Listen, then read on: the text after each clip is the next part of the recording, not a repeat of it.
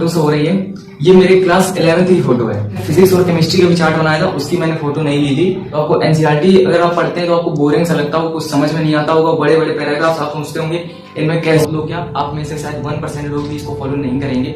But ये बहुत important चीज, अगर आप मेडिटेशन कुछ दिनों तक कंटिन्यू कर लेते हैं ना, तो आप कंसंट्रेशन लेवल जो है ना नॉर्मल ह्यूमन से बहुत ऊपर चला जाएगा। नमस्कार दोस्तों, क्या आपको भी स्टूडेंट्स की कॉमन प्रॉब्लम्स का सामना करना पड़ रहा है कि भाई पढ़ने बैठते हैं तो पढ़ने में मन नहीं लगता है, सिलेबस और टाइम को देखकर ही डर लगने लगता है, तो किसी भी कॉन्सेप्ट को, किसी बड़े पैराग्राफ को याद नहीं कर पाते हैं, या फिर किसी भी चीज को याद तो कर लेते हैं बट ज्यादा देर तक याद नहीं रख पाते हैं। तो आज की इस वीडियो में इन्हीं प्रॉब्लम्स का सॉल्यूशन देने वाले हैं। कई लोगों को ऐसा लगता होगा कहीं कुछ ऐसा मिल जाए जिससे हम चीजों को आसानी से और ज्यादा देर तक याद रख पाए।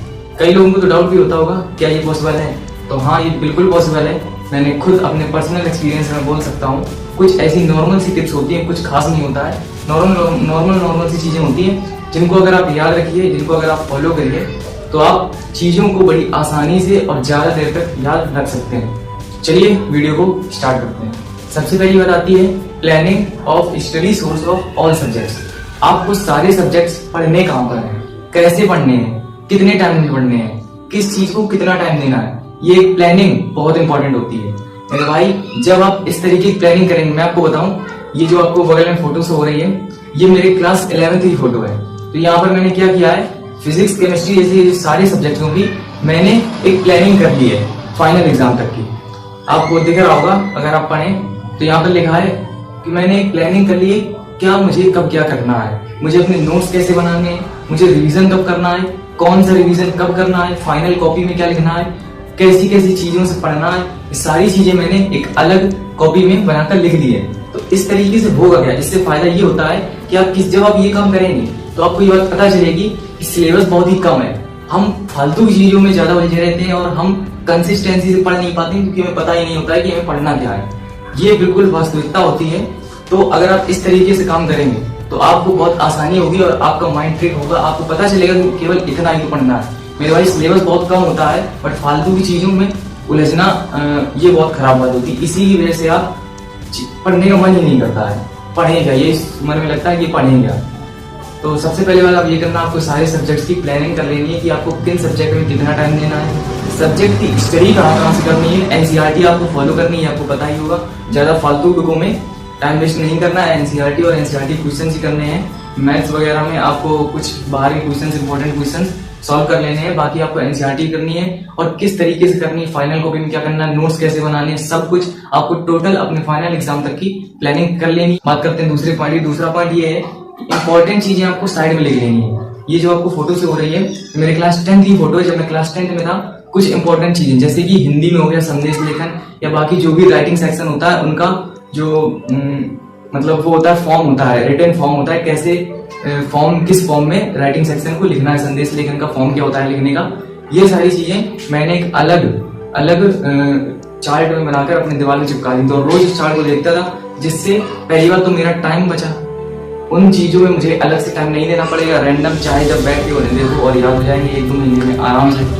और दूसरी बात, मैंने उसमें और भी आप अगर ध्यान से देखें लिखा है कुछ जैसे कि हो गए, जैसे फॉर एग्जांपल एक नंबर के जो सवाल आ जाते हैं हिंदी इंग्लिश में राइटर्स में, ऐसी चीजें मैंने यहाँ पर लिखी है। इसी के बाद मैंने फिजिक्स और केमिस्ट्री का भी चार्ट बनाया था, उसकी मैंने फोटो नहीं ली थी, तो ये फोटो मैंने ले ली थी तो आपको दिखा दी। तो इस तरीके से आपको जो इंपॉर्टेंट चीजें वो अलग कर लेनी है, उससे आपका टाइम बचेगा और उन चीजों में आपको टाइम नहीं देने पड़ेगा, तो आपको कुछ कम चीजें हो जाएंगी पढ़ने के लिए। 2 टिप हो गई। तीसरी बात आती है कि बड़ी बड़ी चीजों को याद कैसे करें। जो बड़े बड़े कॉन्सेप्ट होते हैं, फॉर एग्जांपल एसएसटी जैसे जो सब्जेक्ट होते हैं, एसएसटी में आपको एनसीईआरटी ही पढ़नी है, आपको पता होगा एनसीईआरटी बहुत इंपॉर्टेंट होती है। एनसीईआरटी आपका अगर आप लाइन बाई लाइन पढ़ लेंगे और एनसीईआरटी के क्वेश्चन सॉल्व कर लेंगे तो वो इनफ है 100 आउट ऑफ 100 स्कोर करने के लिए। तो आपको एनसीईआरटी अगर आप पढ़ते हैं तो आपको बोरिंग सा लगता होगा, कुछ समझ में नहीं आता होगा, बड़े बड़े पैराग्राफ्स आप सोचते होंगे इनमें कैसे क्या क्वेश्चंस बन जाए, या क्वेश्चंस बन जाएंगे तो मैं इतने पॉइंट्स कैसे लिखूंगा। तो मेरे भाई उसमें आपको करना क्या है, सबसे पहले उसका अपने मन में जिस तरीके से आप समझ पाए एक स्टोरी के फॉर्म में याद कर लेना है। सबसे पहले स्टोरी के फॉर्म में आपको याद करना है बड़े बड़े पैराग्राफ्स और कीवर्ड्स याद करना है, क्योंकि कीवर्ड्स याद करने बहुत जरूरी है। क्योंकि एग्जाम में जब तक अगर आप बोर्ड्स एग्जाम दे रहे हैं तो एग्जाम में आपको कीवर्ड्स जरूर लिखने होते हैं, एनसीईआरटी कीवर्ड्स, तभी आपको फुल मार्क्स मिलते हैं। तो फुल मार्क्स मिलने के लिए कीवर्ड्स याद करना और देर तक याद रखने के लिए या समझने के लिए आपको स्टोरी फॉर्म में याद करनी चाहिए। तो 3 बातें हो गई पॉइंट की, जो कि है और रिवीजन दीज टू अदर्स। इसके कहने का मतलब यही है कि हमें रिवीजन करने के लिए, जो हम किसी चीज को मेमोराइज करने के लिए, ज्यादा देर तक याद करने के लिए या फिर बेस्ट रिवीजन करने के लिए एक टेक्निक होती है कि आप आप किसी को भी अपने सामने कुछ भी रख लीजिए, एक डिब्बा रख लीजिए, फोन रख लीजिए, उसी को आप पढ़ाइए। इस तरीके से पढ़ाइए जैसे आप किसी स्टूडेंट को पढ़ा रहे हैं और वो स्टूडेंट एक बच्चा है। अगर आप एक बच्चे को पूरी फुल तरीके से कुछ भी नहीं आता, अगर आप उसको समझा पा रहे हैं जो आपने पढ़ा है, अगर आप उसको पढ़ा पा रहे हैं, तो आप ये मानिए कि आपको वो चैप्टर कंप्लीट है। और इस तरीके का अगर आप 1-2 बार प्रैक्टिस कर लेंगे तो आप उस चीज को नहीं भूलेंगे। चौथा पॉइंट अपना यही था कि ज्यादा देर तक चीजों को याद करने के लिए, रिवीजन करने के लिए हमें ये दूसरों को पढ़ाकर अपनी प्रैक्टिस करनी है। 1 से 2 से 3 बार कर लेना आपको। इससे आपकी वो चीज लॉन्ग टर्म मेमोरी में सेव हो जाएगी। बात करते हैं 5वें पॉइंट की, जो कि है मेडिटेशन। इसको बहुत लोग इग्नोर करेंगे, बहुत लोग क्या, आप में से शायद 1% लोग भी इसको फॉलो नहीं करेंगे, बट ये बहुत इंपॉर्टेंट चीज। अगर आप मेडिटेशन कुछ दिनों तक कंटिन्यू कर लेते हैं ना, तो आप कंसंट्रेशन लेवल जो है ना, वो नॉर्मल ह्यूमन से बहुत ऊपर चला जाएगा। तो इसको भी फॉलो जरूर करना है। उम्मीद करते हैं आपको 5 पॉइंट समझ में आए होंगे, हेल्पफुल लगे होंगे। तो ऐसी हेल्पफुल वीडियोस आपके लिए लाते रहते हैं। किसी और टॉपिक पर वीडियो चाहिए तो कमेंट कर दीजिए। चलिए मिलते हैं अगली वीडियो में, तब तक के लिए धन्यवाद।